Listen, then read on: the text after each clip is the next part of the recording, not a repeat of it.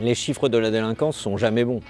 C'est pas bien, on n'est jamais heureux quand il y a des cambriolages ou quand il y a des vols de voitures. Nous, depuis 5 ans, nous avons fait œuvre de transparence, c'est-à-dire que nous publions sur le site de la ville les chiffres qui nous sont fournis par la police nationale, que ces chiffres soient bons, ça a été le cas pendant un certain nombre d'années, ou qu'ils soient mauvais, ça a été le cas en 2024.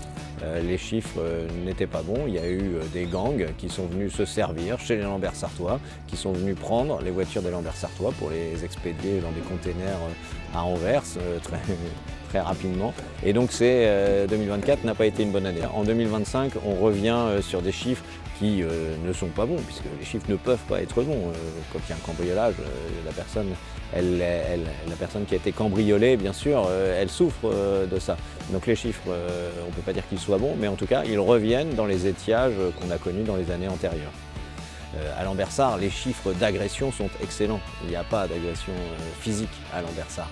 On ne risque pas de se faire agresser dans la rue à Lambersart. Si on parle de chiffres, si on veut se comparer, mais je le redis, les comparaisons, ça a ses limites, parce que la personne qui s'est fait cambrioler, eh bien, elle est traumatisée. Mais si on veut se comparer, eh bien, les chiffres de Lambersart sur les 5 dernières années, comme dans les années précédentes, en fait, globalement, c'est 33% de faits en moins par rapport à la moyenne de Lamel.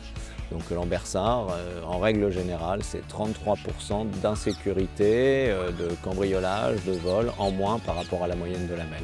On reste toujours dans ces chiffres habituels, auxquels on ne s'habitue pas, mais qui sont hélas la réalité de la métropole européenne de Lyon.